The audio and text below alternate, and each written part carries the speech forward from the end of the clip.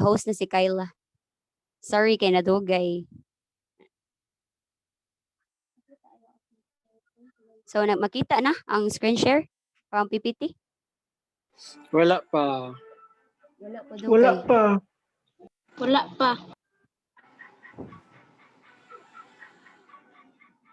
Dara na. Oh, na. Sige, Gara. So mag-start na kay i-record ko. Ron. Okay, so good morning, everyone. So we are here to discuss about matching type. So start your day with a smile. So we are the group of 4, 5, 6, and this is our members. Matching type test. What is matching type? Matching type is similar to the multiple choice test. In this kind of test, the examinee associates an item in one column with a choice in the second column. In other words, matching type test questions measures the student's ability to connect words, complete sentences, or pair words with other definition. Also, it has a format that consists of two columns, including one with a definition or phrase, another with a number or symbol. Next, please. So let's go on to the advantages and disadvantages of matching type. So the first one, let's go to the advantages. So first is great for users who have a lower reading level. So for this one is ang student is gamay ra siya ang iyang span sa reading. So dili man tanan students nga like jud ang reading. So ang kaning matching type test is nindot ni siya sa students nga kanang gamay lang ang span sa reading. So next, Less chance of guessing other question types. So compared sa multiple choice nga lesser ang possible nga answer, kani sa matching type, there are a lot of possible answers nga makonsider ni student. That's the reason why less ang chance nga magpili-pili or pataka ra si student. Next is more engaging for users. So dili siya ang mga if ang examinee mo take sa exam kay dili ka siya boring kung mo take ka og matching type nga exam. And now let's proceed to Sister In. Next is easy to grade on paper. Ang naka-advantages po sa matching type kay easy ra po siya i-grade. Sayon ra siya i-grade ang mga collective response kay nanaman siya specific na answer. Same ra po siya sa multiple choices na given na po ang answer sa questionnaire. And lastly, easy to read. Easy to read is a method of presenting written information to make it easier to understand for students with difficulty reading. So advantage sa ni siyas for kanang matching type kay easy ra sad siya to read. I-connect ra siya column A, column B. Next.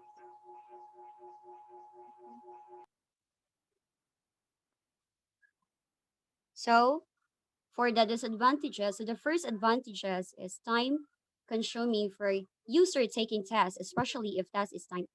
So for this one, for example, ani is ang teacher is kanang mag-set siya og time sa test.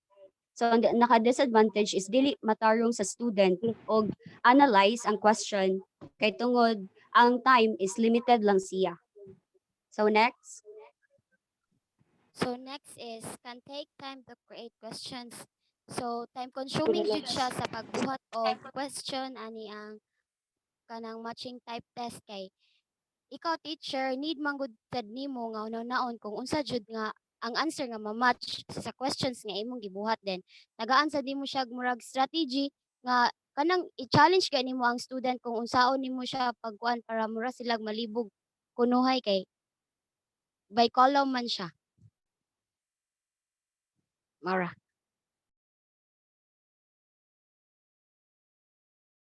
Next.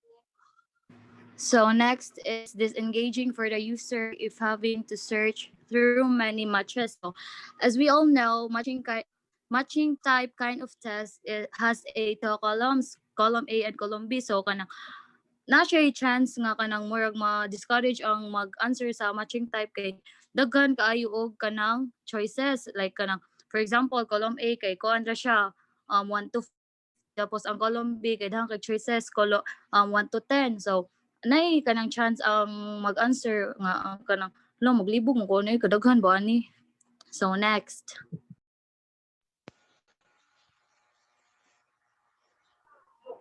So next is, here are some guidelines to observe in the formulation of good matching tests.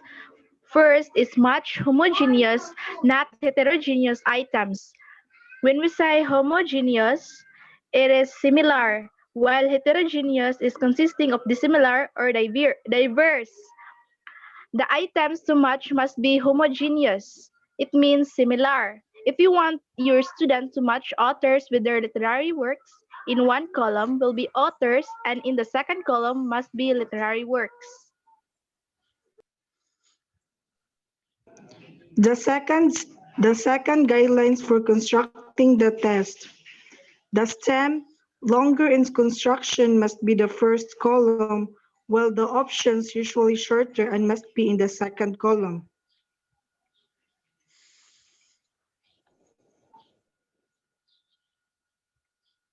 Okay.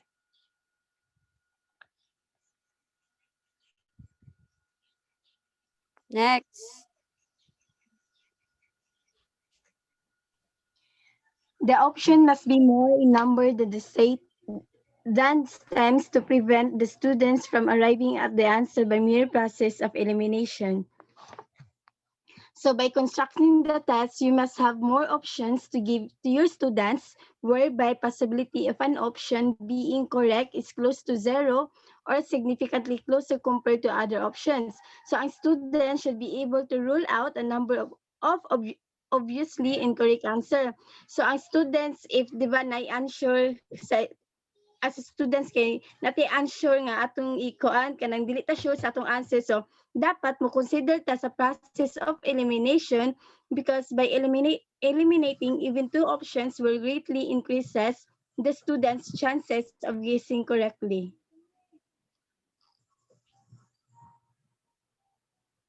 That's all. So fourth, to help the examinee find the answer is easier, arrange the options alphabetically or chronologically, whichever is applicable.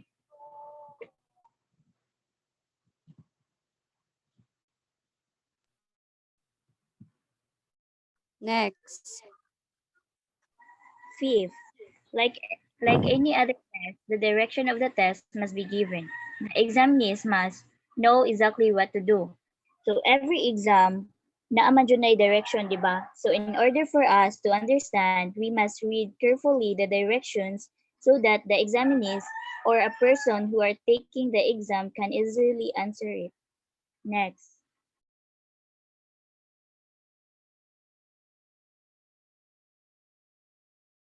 So here is the example of homogeneous atoms. So proceed. So these are the example of if this is a perfect matching type or imperfect matching type. Perfect matching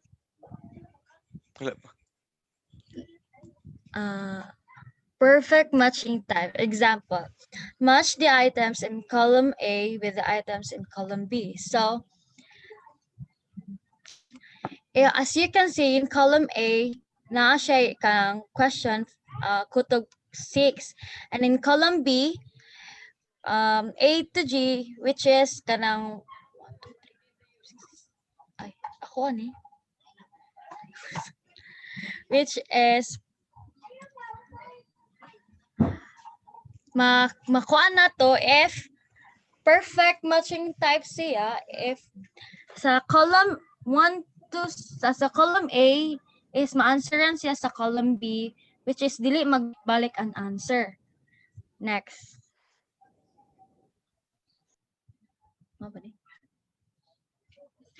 So below is an example of an imperfect matching type of test. Imperfect because an answer may be repeated, and so like an unfaithful husband or wife can pair with one other than his or her lawful wife husband. So this is the example of imperfect matching type of test. As you can see in column A, these are the American literature, and in column B, these are the authors, in which in column A, naa siya possibility na magkaparehas og answer, kay since ang column B is kutob 9 raman siya, and ang column A is kutob 10. So, mo na siya ang example sa imperfect matching type of test.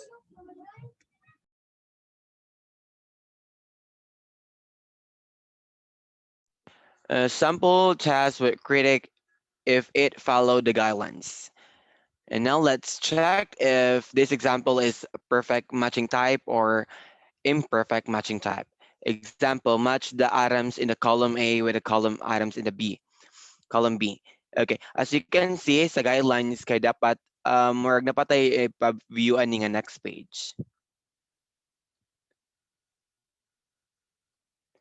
And next daw lang.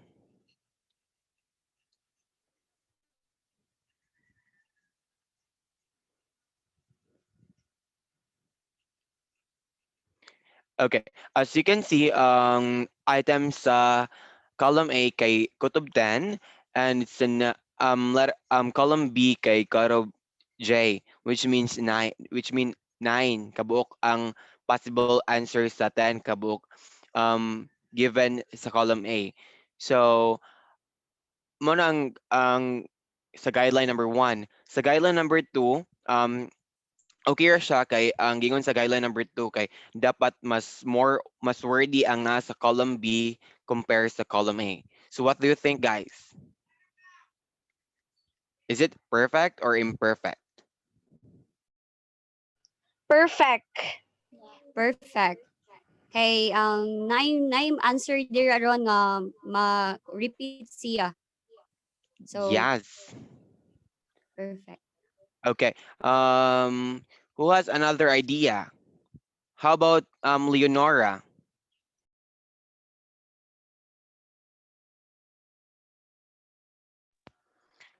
Okay, and that's it. So that is matching type.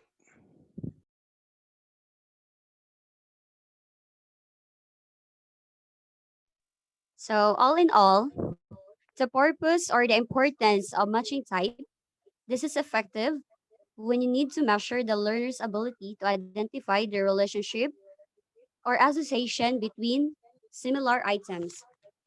And also, as what Miss Red discussed about selected response, so we all know that matching type test is also one of the selected response tests na ikon sa teacher.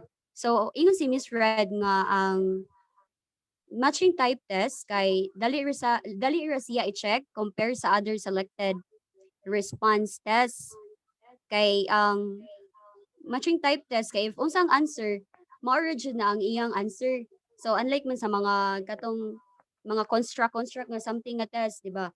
Need man gid siya og kanang specific nga answer. So more to siya. So that would be all, and thank you everyone for listening.